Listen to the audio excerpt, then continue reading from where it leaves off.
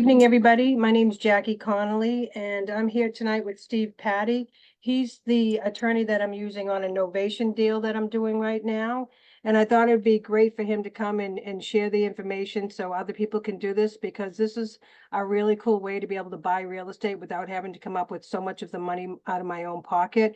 And he'll go into a little more detail and answer any questions at the end that anybody might have. Okay. So Steve, I'm gonna start the slides. You can give us your 2 cents on everything. Do you want me to read the slide and then you can talk about it, or how would you like to proceed? What's best for you?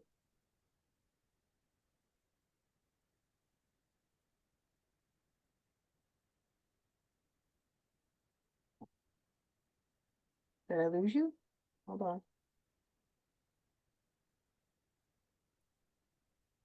Oh, how'd you get out again?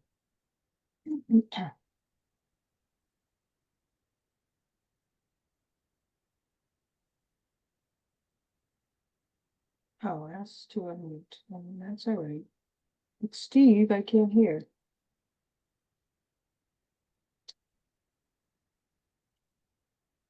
Wrong Steve. Oh, okay, guest. Thanks, Steve. You're welcome. Um, Looks like he's in the waiting room. how do you get in there? So this should be him. But where is he? Waiting room, okay. Admit all, there we go. And you want to remove me from co-host. Now I can just figure out how to do that. Hey guys, can you hear me? Now we can remove from co-host. There we go. Working through the technicalities. I don't know what did I kick you out or what? It's all good. Let me see if I can get my screen to work here.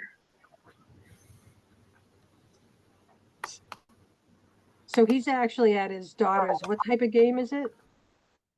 Lacrosse. Oh, nice. Yeah. So Yeah, I'm in my so- car now, though. Just being stealthy. Technology. So you want to just read through this, Steve, and then take it from there? Yeah, can you see me? Is my screen working or no? No, I don't see your screen. You want to share your screen? Let me stop sharing. No, like my video camera. Sorry. Oh, yeah, we Let can you see do you. it. Yep, Oh, you can. Okay. yep, I can see you. Oh, good. Okay, I can't see myself, but I've What's got my weird is laptop. I can hear you, but is your volume coming in from your laptop? Because the Zoom says that you're, what do you call it, muted. Gotcha. So I'm in my car. I've got the volume on, but then I have my laptop on my seat in my car with the volume off. So How do I let everybody in? I just saw somebody trying to get in, but now I don't see them. I let him in. Oh, thank you. Can you be in charge of that, honey? Yep. Thank you. Make it there much you easier. go. Okay, so Steve, if you can see my screen, I can hear you. Hopefully everybody else can hear you. Right now we got 12 people in the class. Oh, cool. Okay. Yeah, and you guys can see me. Yes. I don't know if it Yep. looks weird because it's got the laptop in the seat and all that stuff. No, we don't see anything but you and your window. All right, very good. Very good. Very good. So again, this is Steve Pat. He's got a brokerage down in Rhode Island. What's the name of the brokerage, Steve? I just drew a blank. Title company, First National Title. Right. Yes, and they're all over, guys, all 50 states, which is huge. So a lot of the people that are in here are either Gator or Sub2 people from Pace Morby's group, or just investors that I've invited. So basically, it's a large group of investors that I'm working with. Okay. No, that's awesome. Yeah, no, I'm an attorney in Rhode Island, Massachusetts, Connecticut, randomly Ohio, and then I have attorneys on staff in North Carolina, South Carolina, Georgia, New York, and New Hampshire, and also Rhode Island, Massachusetts, Connecticut. So we can cover most of the attorney states. You know, we've been doing this for a long time. You know, it's crazy, but I'm 20 years in now as an attorney. So time flies when you're having a good time, though. So yeah, if you guys need any help anywhere, have any questions, you know, obviously feel free to reach out. Tonight we're going to talk about novation agreements a little bit, and hopefully we can answer some questions too, and we'll go from there. But if you guys don't mind, we can jump right in. Sound good? Let's do it. Sounds good. Okay, so easiest thing to talk about to start is what is an novation agreement. And so as the slide says, it's a legal document that replaces an existing party in a contract with a new one. So the new party takes on all the rights and obligations, and then it releases the original person from those obligations. So the original contract is considered void, and the novation can be used as a defense against any claims from the old agreement. So novations are great for a lot of different reasons, but obviously, as that sentence or that paragraph says, the ability to cancel out the original assignment, because a lot of times you'll just do an original assignment, but you could still somehow be brought in if there was ever you know, a lawsuit if the assignee never performed on the contract. So this way, with the novation agreement, it allows you to kind of get out of that initial contract and you totally replace it with somebody else. So all right, so let's go to the next slide.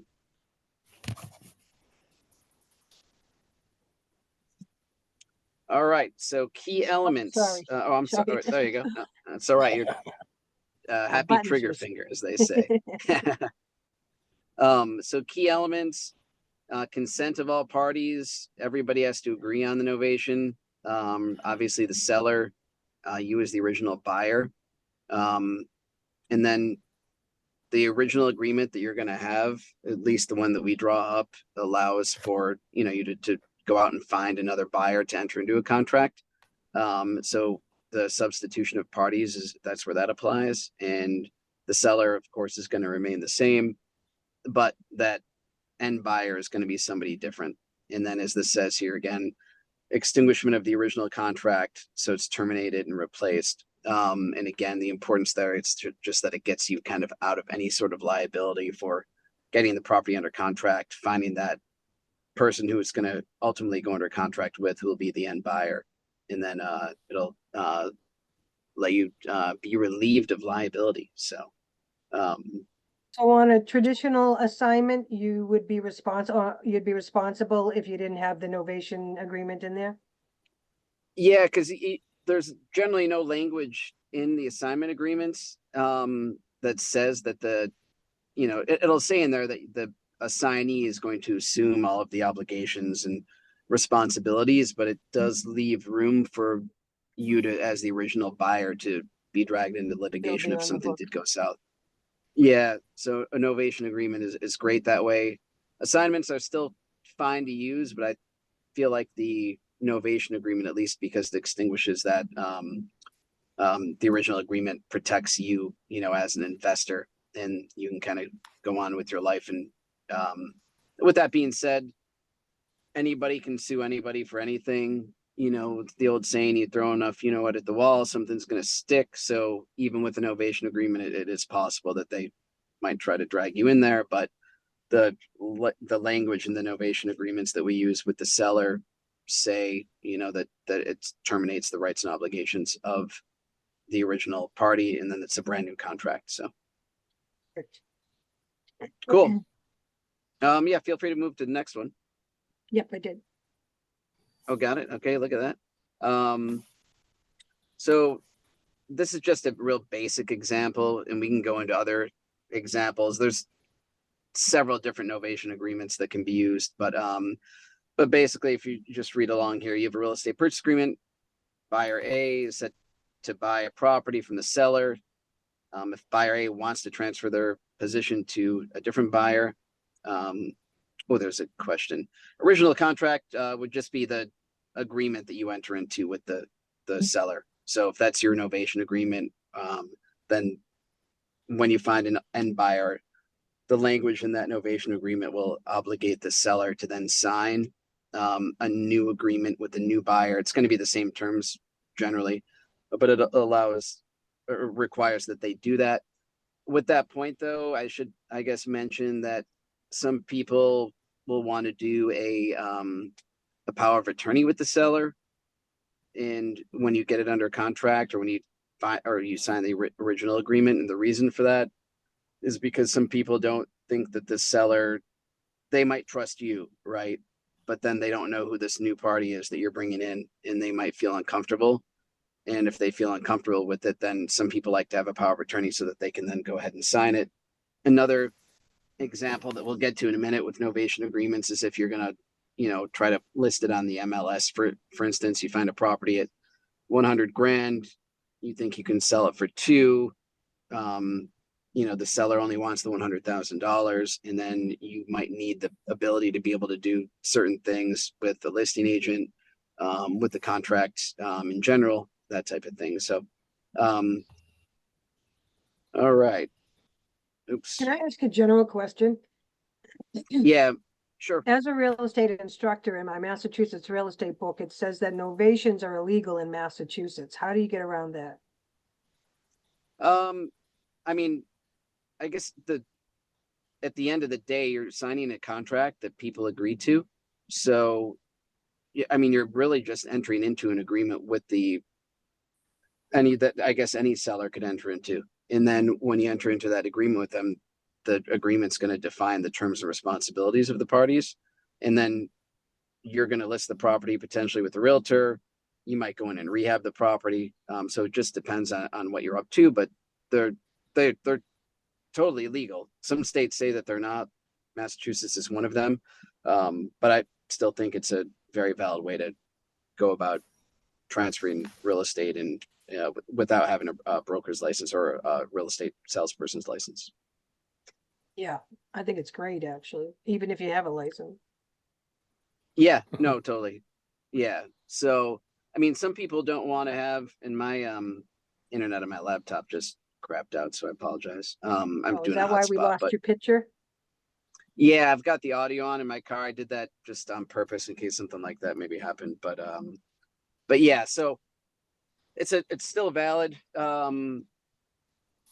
Anybody can enter in any contract they want to, as long as it has the elements of a legally binding contract. And a lot of times you're going to run into people that just don't want to, they might not want to deal with the process of selling a house. And, you can kind of take the responsibility off their shoulders and say, hey, I'm going to get the property listed for you, or we'll enter into a partnership agreement where we, fix it up and then we sell the property. So, there's tons of benefits to it. And again, in my experience, it's a totally valid way to go about selling property And in that's Massachusetts. exactly what happened is with us.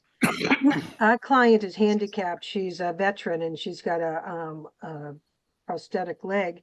And she's got 4 floors of her mother's house that she needs to clean out in order for her to sell it. And we basically told her that we would go in and that we would take care of everything. We would take care of the clean out. We would take care of putting in all the new smokes that she was going to need for the fire department, that we were not going to do a home inspection, and that we weren't going to charge her commission. So for her to be able to, I basically told her, take what you want, leave everything else, and we'll take care of it from there. And for her, there was a big relief because she's handicapped. She's trying to move to Florida. She got, a lot of health problems. And so when you find people in those situations, this is a great way that we can help them. It's a win-win. Yeah, I totally agree. So, but yeah, so I mean, as you have there, benefits of innovation, clarity, fresh start. Everybody has a clear understanding of what the agreement says. I also, in our contracts, and I would recommend anybody to do this, if you're gonna potentially list it, you'll want to have the seller initial sections, and you want to be as clear as you can with the seller, obviously, about what your plans might be if you're going to rehab the property or if you're just going to try to put it on the MLS. And then you can come up with an agreement that might work, because you'll everybody has different needs. Like you said, some people just want to get out of the property. Some people don't want to deal with listing it with an agent. They want somebody else just to go ahead and do all of that stuff. So, is the seller released from mortgage obligations? So when obviously when the property gets sold, yes, but you're talking about sub 2, I believe. So, and let me see. Yeah. So if it's a subject to, that's a different situation. And this really with the novation agreement, you're generally just kind of coming up with some sort of an agreement or a partnership agreement with the seller where you're going to help them dispose of the property, whether or not that means you list it, whether or not that means you rehab the property, and they get the agreed upon price that they're looking for.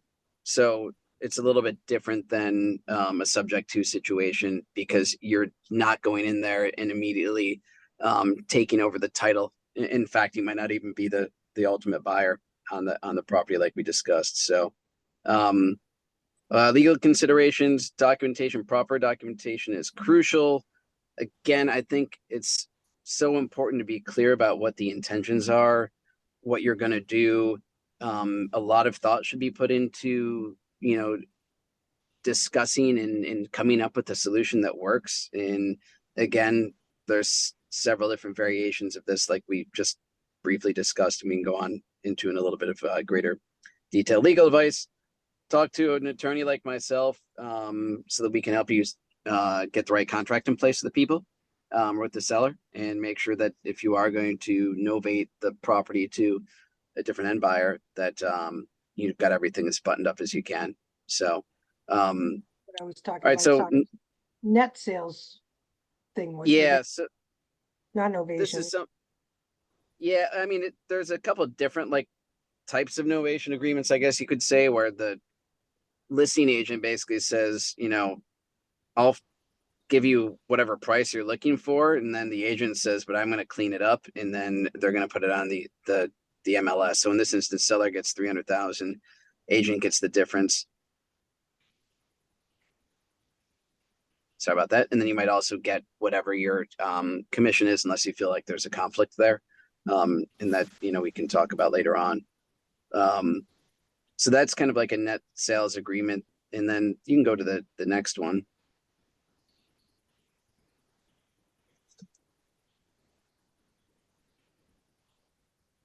I think you maybe skipped one, but we can go here. I could be wrong. 1 second. Oh, there we you did. go.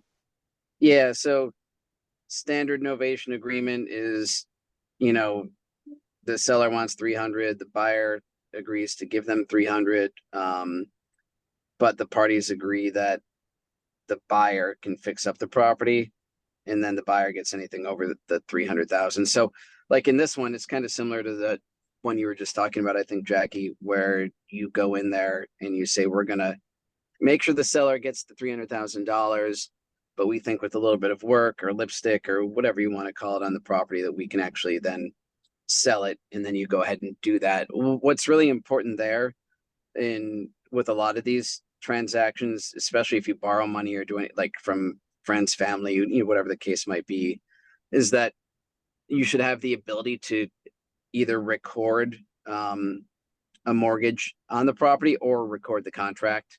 A lot of lawyers don't want to record the contracts. Generally, it's not recommended. However, if there is money that's on the line and you're kind of coming out of pocket, for instance, then it is important to record the document or record a mortgage.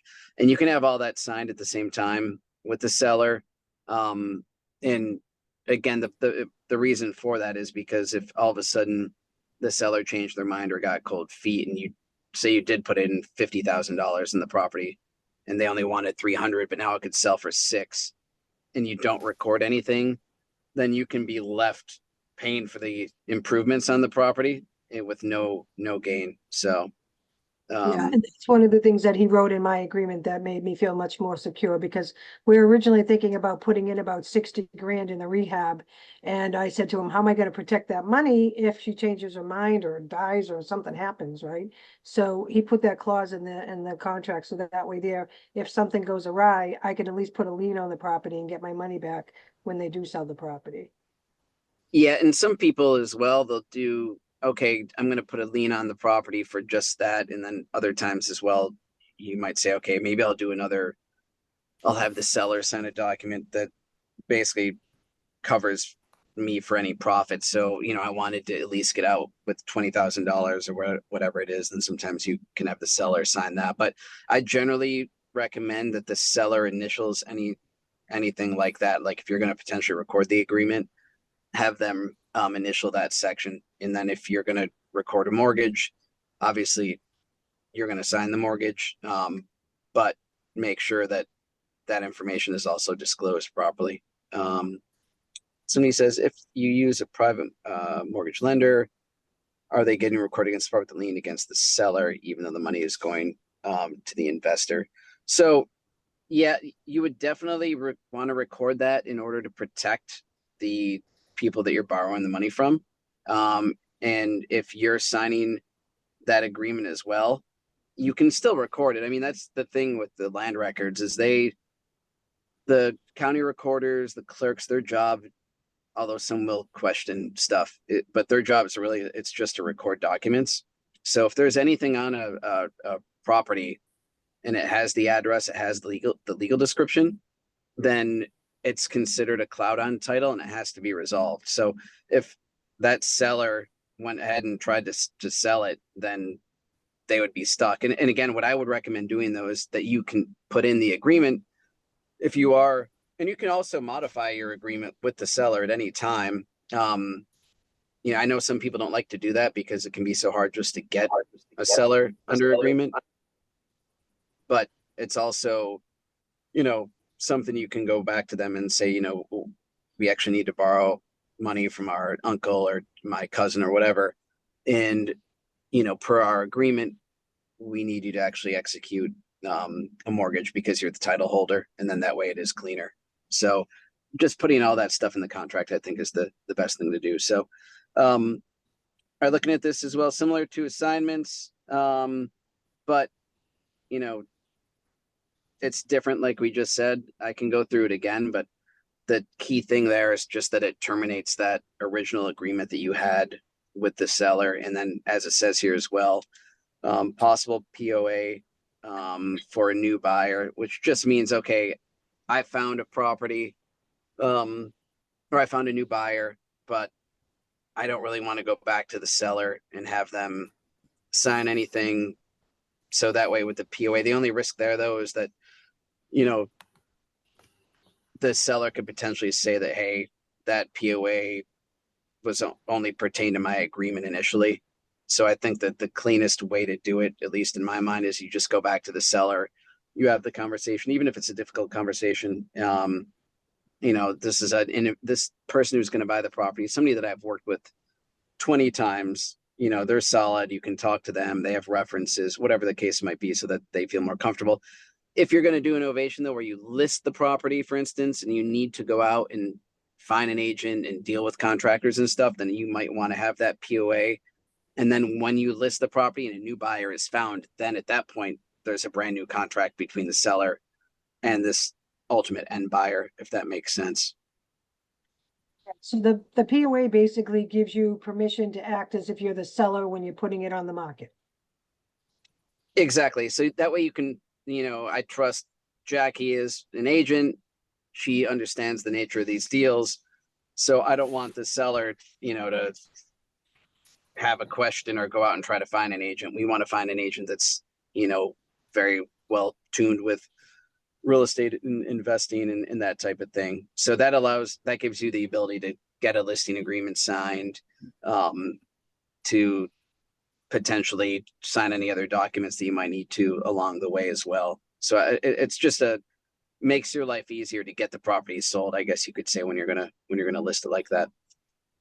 Yeah, I agree. Now, just one thing that I did, and I just want to guys. So with these novation agreements, it's all individual. So whatever you and that person work out is whatever you two agree on. Like for instance, I was able to get the homeowner to agree to keep the homeowner's insurance on the property until I close in 3 months. So I have my own liability insurance that I'm using, but I also wanted her insurance because she's gonna live there for 30 days. And then I just figured if I could get her to keep the insurance covered for me during that period of time, it just gives us more protection. So there's just a lot of different things like that that you can work out with them, however you want to agree. And we're letting her stay there for another additional 30 days, and then she's gonna move out and we'll rehab her unit. If anybody's interested in a 2-family in Fall River, just let me know. That's funny. Yeah. And I mean, a couple of things as well. You know, our reverse mortgages generally are not a good idea with these types of things, because if the lender ever catches wind that the seller maybe passed away, for instance, then it can create a whole bunch of trouble, and they could maybe even foreclose on the property. And if you didn't record, you know, the agreement or a mortgage or something like that, then you can lose out, and you might not even know that it's happening. So reverse mortgages are tough. Obviously, as we all know, for buyers and sellers in real estate, it can be an emotional thing. It's very important that as the investor that you don't ever become emotionally attached, you know, that you want to be as objective as you possibly can. That way you don't start making mistakes. Anytime the emotions brought in, it can create more problems than good, I would say. So oh yeah, so right here you are generally not buying the property, so it's not going to be like a subject to situation. Entering an agreement, who gets what and why. Partnership agreements, I would say, are great as well. You know, the seller wants 300, you think you can sell it for 425. Or the seller thinks it could maybe get 425, but they really want the 300, but they might have an issue. Okay, well, and as you guys probably know from doing deals, you can ask the seller 100 times over till they're blue in the face. You're really okay if you only get 100,000 or 300,000. But then as soon as they see a CD or a HUD with the numbers, then they can start to change their mind. So one thing that some of the investors that I work with do are partnership agreements, where basically it just says, okay, you know, you're going to get your 3, but I want anything up to 4. But if you really think it's going to sell for 425, then how about we split that?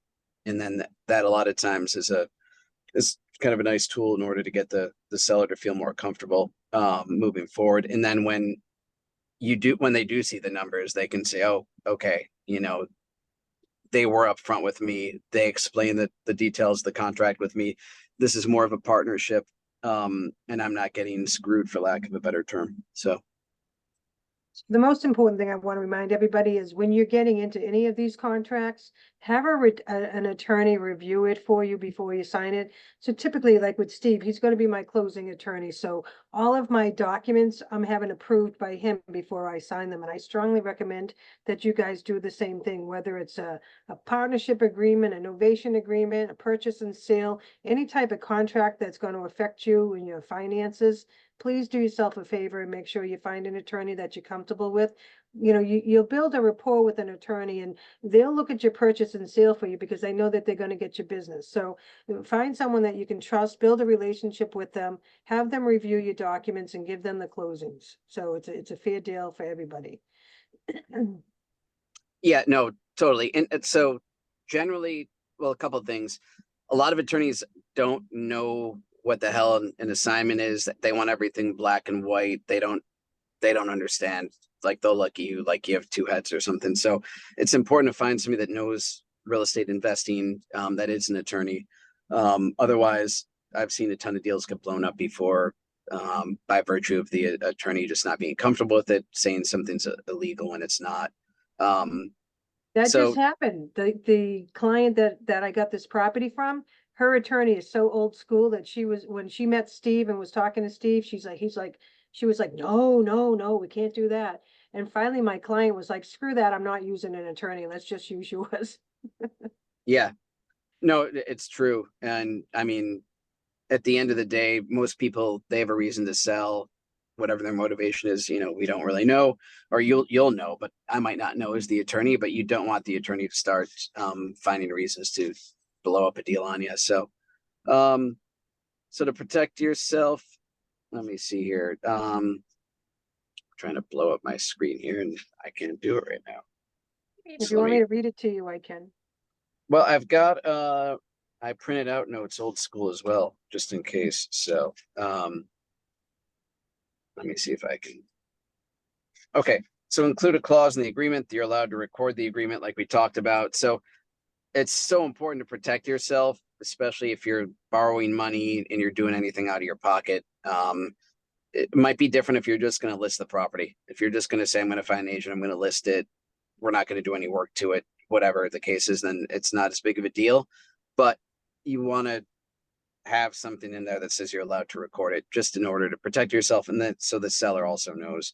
And what else here? Make sure the seller initials the clause, as I said, and then that way you have a lien on the property. And I've heard stories where people didn't record the agreement, where there was even one where there was a reverse mortgage, and I can't remember if the seller had passed away or what had happened, but the bank foreclosed on it and they probably borrowed 50 grand and they lost all 50,000, unable to recoup any of that plus any sort of profit that they had. So don't put yourself in those situations. If you have a deal that's going south, reach out to me or, you know, whatever attorney you're working with, if there's an agent involved, to try to come up with a plan to remedy things as much as you can. So Just a so the quick next note is, on that. Oh, He yeah, gets back to you very quickly. Within 24 hours, I always get an answer from him. So like if and sometimes I'll call him, you know, I probably shouldn't tell people this, but I'll call him like 5:30 after hours. And if he's available, he picks up my call, right? So those are the type of attorneys you want to work with, people who actually are willing to be there when you need them. yeah, we try to be available as much as we can. I think it's important to be open and available as much as you can. I mean, I've like even at this game, you know, on my way home, I'll talk to people. If somebody calls me, we want to be available. We want to help, you know, you guys and your sellers get in and out of whatever situation that they might be in, and you know, try to make the best type of a scenario that we can for everybody. So, but yeah, so legally binding contract. I think that might be the next slide. Hold on, my mouse is stuck. That's okay. So, oop. Trigger happy there. So basically, these are the key elements to a legally binding contract: offer, acceptance. You always want to put something in there regarding consideration. Obviously, in real estate, you're going to do that. There are other agreements where you'll see, you know, language that just says for good and valuable consideration. That way, that is at least covered. Legal capacity, nursing homes, things like that. You want to watch out for those types of things. People that maybe don't have capacity, hopefully they have a power of attorney already in place with their, you know, a sibling or a child in order to sell a property, because you will see, you know, everybody's moved out of state, nobody wants the house. So having somebody in place to do that. The title insurance companies don't like general power of attorneys, but if somebody doesn't have capacity, they will accept them. When somebody does have capacity, the power of attorneys are generally specific power of attorneys just to the property itself and not anything else. And the underwriters like that as well. So you'll see when somebody has capacity that it'll be specific. When somebody doesn't, then generally it's just a durable general power of attorney. So legal capacity, certainty, must be certain. That just means that the terms are certain, everybody agrees upon it and they sign. There's a meeting of the minds, as they say. Authority, you own the property, you can sell it. If you're going to buy the property, then you can go under contract. And then, as it says there, legal purposes and no illegal activity. So that obviously makes sense, hopefully, to everybody. I do Legal have another capacity. question. Yeah, legal capacity. So everybody has legal capacity, but you know, sometimes there'll be an elderly person and they may have a good day and a bad day. And so what I've done before, there's a thing called a capacity questionnaire where you might say, okay, what's your date of birth? Who's the president of the United States? things like that. You know, what's your mother's name? Just basic questions so that you have that and you can kind of document your file. If there is ever a question about it and there is no power of attorney in place, then, you know, the next step is to get a legal guardianship, and that's going to take time. Obviously, you don't want to do that. You hope that you hope that person has like at least a basic estate plan in place. Outside of capacity though, as well, you know, I'm sure you guys have seen people transfer properties to an LLC, where they're the managing member, or you're the managing member in order to sign documents. There's also trusts I've seen that have been set up specifically just for, you know, the 123 Main Street Trust. And it might even, for subject to, not to get off track, but you'll see that sometimes as well. You know, it might be that Sam Smith owns the property. So you create, you know, the Sam Smith Trust or the Sam Smith LLC when you're trying to avoid that due on sale clause. And then you're the managing member, and you can then sign, and the language in Great that idea. trust or that LLC kind of gives you the power to do what you need to do. And So it keeps it off the radar from the banks. That's a great idea. So I know yeah, like in Massachusetts, when you had signed a purchase and sale, once you have an executed purchase and sale, it's considered having equitable ownership. Is that in every state, or does that depend on the state? it can depend on the state, but you will see that where it'll say equitable owner. It's a little suspect though. People don't like it. And like I've seen people buy stuff at an auction before, and then they're not supposed to make contact with the tenants or get the property under contract because they don't own it yet. Like I've seen that several times over the years, but they'll put equitable owner on there. So they're basically doing things that they shouldn't be doing, you know, potentially. But you know, we don't like to do closings where you like that person doesn't actually buy the property. So if they're the equitable owner, we prefer that they close on it right. They could close on it a minute before we close with the end buyer. We just don't like to see where the end buyer, so it's A to B and then B is going to sell it to C. We don't like situations where B thinks they're not going to have to bring any money to the table and actually close, and they're just going to have C fund everything on that. And there's a ton of reasons for that. They obviously, you can't sell what you don't own, you know, things like that. So we try to keep it as clean as possible. We prefer that there's, you know, a double close like that if necessary. And that's why, though, again, you're better off just assigning the contract, doing an novation agreement where you can then find an end buyer, because you're substituting that new buyer for yourself. And let me look here too. Could you double close? We could, but again, I don't like to do it because I mean, I'm sorry, we could double close. Yes, that's fine. We just don't like it where you get it under contract and then you want the end buyer to basically, you know, fund the whole transaction for you. So just to sign the deal, do an novation agreement, find that end buyer, and have the seller come in as the new, or not the new, but the original seller with the new buyer. You can't do that really in an auction type of scenario. So it can be a little bit suspect, and we don't like to do it because there potentially could be legal ramifications. But for the most part, there's ways to get around that. Like I just said, either assign the deal, do an novation agreement. There's an executory contracts, if you're familiar with that stuff, as well. We can do another call on that, but executory contract is just where the seller basically deeds the property to you, but you hold the deed. It's almost like when you finance a car, I guess, and the bank holds the title even though you're the owner until you pay that debt off. So but yeah, we can do another call on that, you know, if you guys want to at some point. So but yeah. Oh, so I never heard of that before. I'm interested in that. yeah, sorry. My the game just ended, so everyone's kind of Oh, coming did out they right now. win? Do So you know? I don't think they won, but we'll see. So It's too but it's bad. all good. They were undefeated all season. So Oh, wow. Good for them. yeah, and then they played up to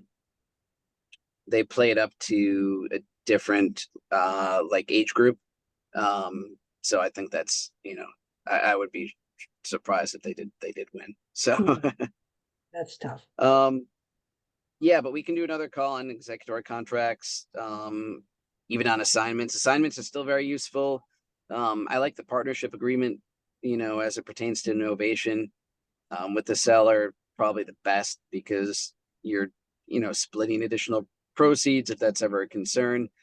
I know a lot of investors that we work with, they can get huge money on just assignment agreements, and then they'll sign up, but they'll let the seller know, hey, I might look for a different buyer on this, or one guy that does assignments, he's got investor partners that he works with, and he'll tell the seller it might be one of my partners that's going to actually end up buying this property.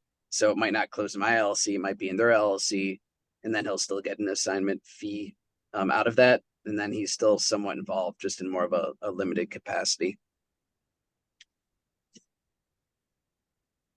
All right, let me see here. Seller.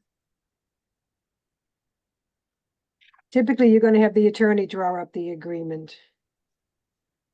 Someone's Yeah, I asking. would generally do that. I mean, in some states, like there are groups that we work in that operate nationally. They'll buy a property in Arizona one day and then Texas the next, or they'll get it under contract.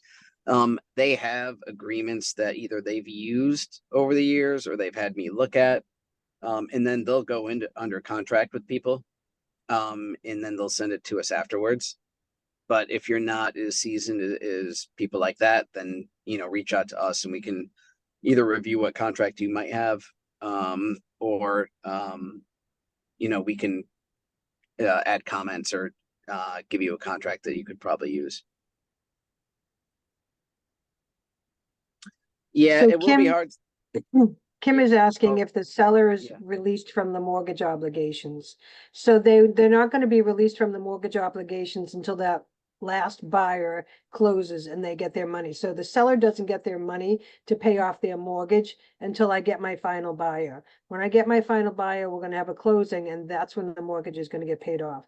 The situation that I'm in, the the seller has agreed to continue making the mortgage payments and covering the insurance until we close, which is a pretty good deal, right? So she's got an Yeah. $89,000 mortgage on the property, which she's covering, plus she's keeping up on the homeowner's insurance and the taxes until we close. So that's a pretty good deal. We were originally gonna offer to pay for all of that, but we ended up giving her another $40,000 more than we wanted to because she's got siblings involved. So that's why we didn't do that. But this is what I'm saying. Everything in these agreements are negotiable. So if what I would have loved to have done if she didn't have siblings, that this is an estate sale, and she has an $89,000 mortgage at a 4% interest.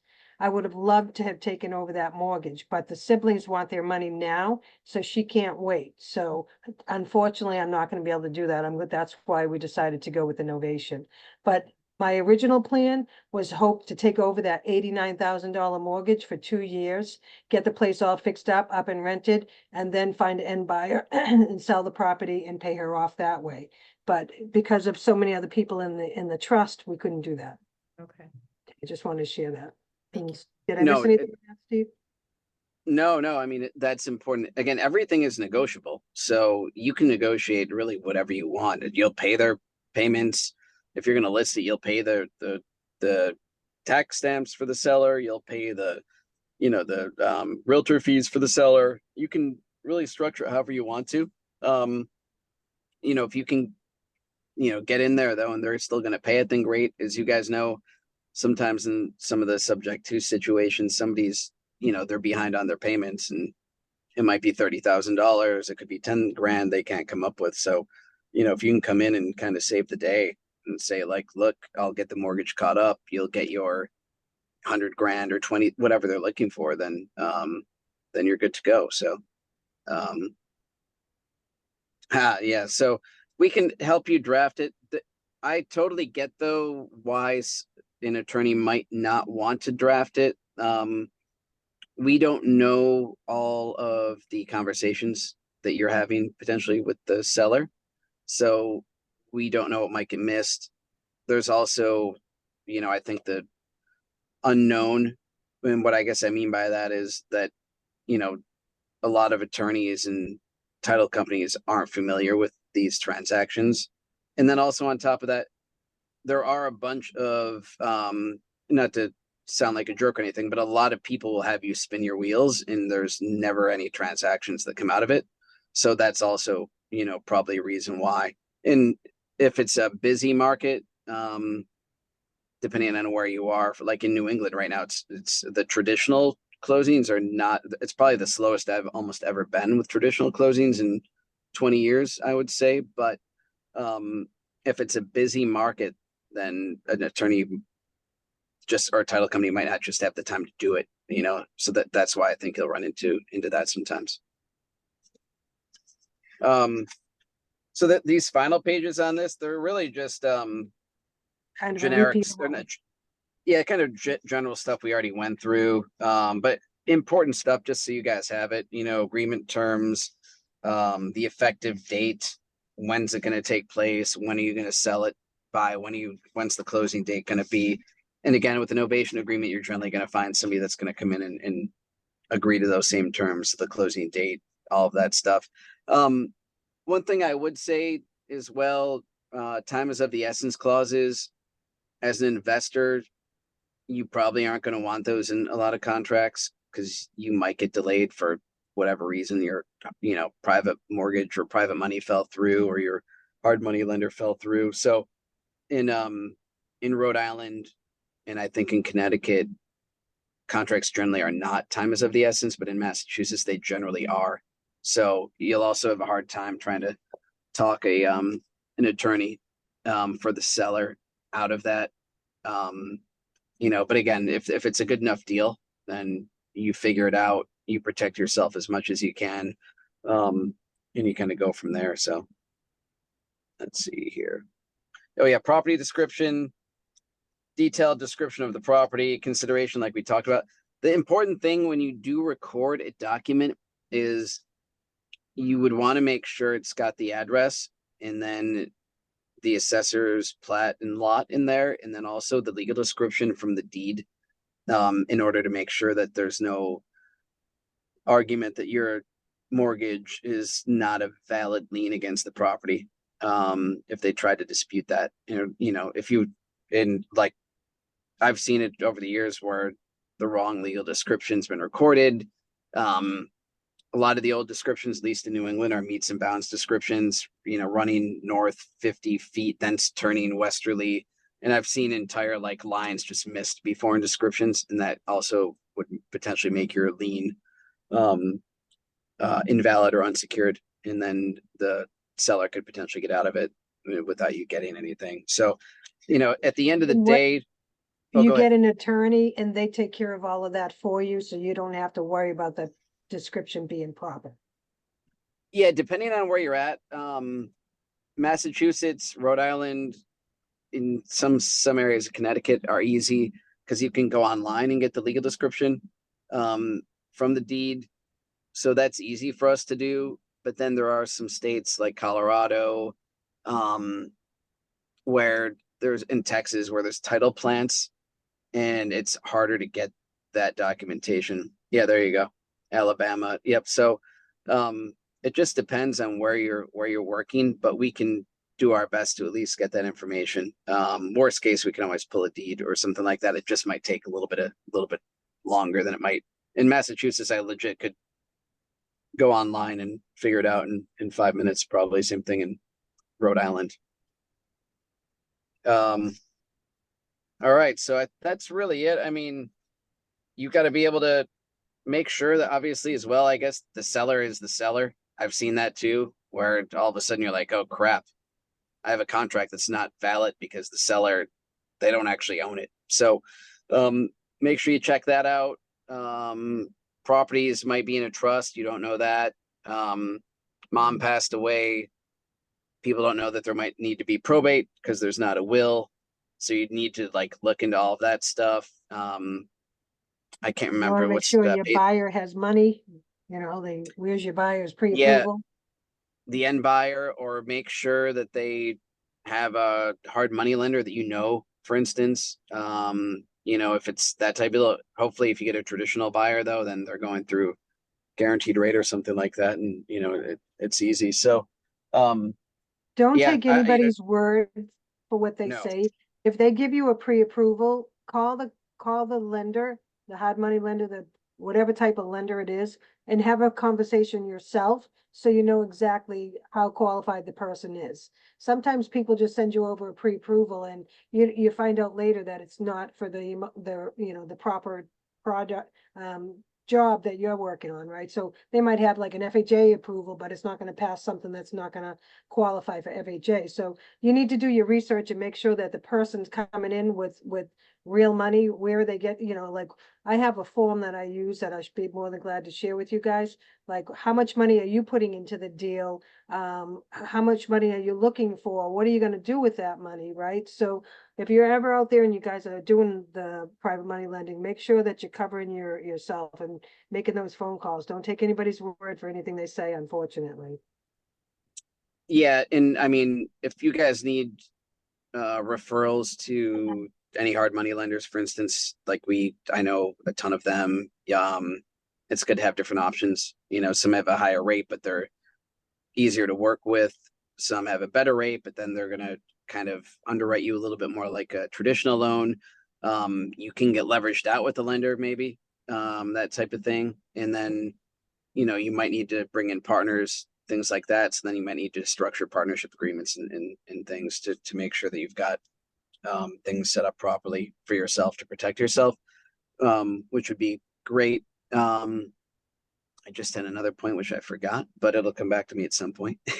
And if you guys have any questions after this, you can always feel free to email me or give me a buzz and we can connect, and I'm happy to answer any questions that you guys might have. Oh, you know what I should mention as well, if you are buying a property, title insurance, owner's policy, title insurance, if you're gonna fix and flip a place, I would always recommend coming up with the cash to do that. I've seen way too many, we could do a whole call on that as well, but I've seen way too many issues where, somebody didn't get an owner's policy when they bought the property, and then they turned it around 6 months later to go to sell, and they couldn't sell it because they I want to say they cheaped out on it, but if they had the owner's policy, it would have taken a little bit longer, but they would have been able to sell the house. But because they didn't, depending on what was screwed up with the title, whatever the other title company or attorney had missed, then it can change the whole thing. I mean, and the thing you need to remember as well is with title insurance, like, we're all people, right? So if I'm a title examiner, I'm having a bad day, or I don't know, I have a headache and I miss something. If the clerk misindexes a name, the one letter is off in that name and it doesn't show up, then the next, when you go to sell, this other examiner figures it out or finds it, then all of a sudden you're stuck. And if you just had paid that a little bit of extra money to protect yourself, then you would have been able to sell it. So I understand some people don't do it. I know some investors, they're just like, I'm never going to do it. I've never had an issue. That the claims are at 2% or whatever they are, and they are, but you don't want to be that guy or gal. So, I think it's important to do it, and again, feel free to reach out, and I can tell you some war stories on that front if you're ever bored. I think whether I'm working with my buyers or whether I'm buying something myself as an investor, title insurance, I tell people it's just part of doing business. It's just an expense. It's going to be a write-off, right? This is one of the biggest assets that most people are ever going to buy in their lifetime. And you're putting out a lot of money to own this property. You're silly not to spend $750, $1,000 to protect it, right? Especially since 2009 and 2010, 11, and 12, all of those pre-foreclosures were done so quickly, they were done half-ass. And so a lot of those properties don't have proper title. So I always recommend people since that point to get title insurance. Now, when, I don't know how, if you guys know this, but when you're getting a traditional mortgage, you have to get title insurance and you pay for it through your closing costs. The bank requires that you get it. But this is for you to have your own policy. So I always tell my buyer, yeah, the bank is getting a policy, but that's to protect themselves. You need to get a policy to protect yourself. So that's just something that I've always strongly believed in, because it's a lot of money, you know, for $1,000 to lose 300, 400, $500,000 because, you know, there's something wrong with your title. It's not the way, something you want to deal with, right? So it's worth the Yeah. protection. Everything that we do in this business costs money, right? So it costs money to pay the contractors. You got to look at the title insurance just as another cost of doing business, honestly. Yeah, and I just remembered what I was thinking earlier too.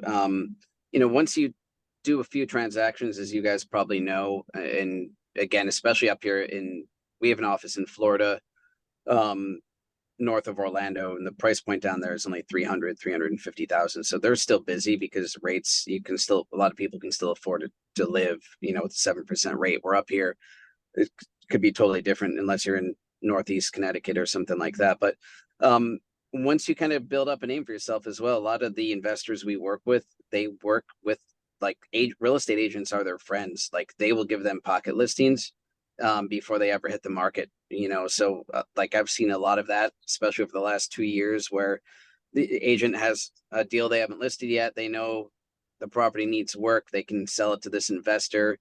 The seller likes that price, and then you know, the agent will continue or be motivated to send you transactions if they know you're able to close and you have a bit of a record. And then the agent also has the incentive on the flip side, where once it's been rehabbed, they're going to probably get the listing.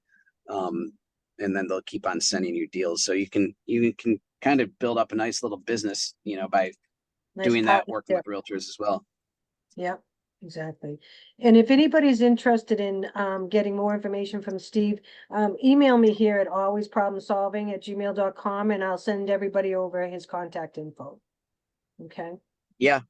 Thanks, guys. I know it's coming up on 7, so I don't know if there's any other questions or not, but Anybody have any hopefully you found. questions? Speak now or forever hold your peace. Okay, I had one last thing. So Steve, thank you very much for Yeah. that. I'm gonna be back in touch with you to talk about doing that other class because I am interested in learning more about that. So Okay, cool. thank No, you so let's do much it. for your time. I'm gonna let you go. I just want to talk to them about another class that I'm gonna be doing that I want to share with them. So Okay. you have to go, but I just wanted to let you know. Thank you. All right. Thank you, Steve. All right. Thanks, guys. Have a great Bye-bye. night. Thank you, Steve. Thanks. Bye. I don't know. Thank if you. Stay guys well. know, Tim Quack. Is that really his last name? The poor guy. He's I think he's in sub 2. I met him not too long ago. And he does a lot of EMD projects with, you know, PACE. And so he's done a lot of EMDs with somebody that was trained by PACE directly. And so he offered to do a free class. Oh, that date is wrong. It's the 22nd. I put up the wrong flyer. I'm going to shoot myself. It's Saturday, the 22nd at 1:00 Eastern time. I'm going to redo the flyer and I'll put it out on a page that we have. But anybody who's interested, basically I asked him to go over the safety tips on how to protect his EMD, because I know a lot of people were concerned about that. So anybody who's interested, just let me know. I'll get you over the link so you guys can sign up. All right, great. Thank you, guys. If you have any questions, let me know. Otherwise, I'll keep you posted on the next class that we're doing. Have a great Thanks, night. Jackie. You too. Bye. Thank you. Bye, guys. Thank you, Jackie. Bye-bye.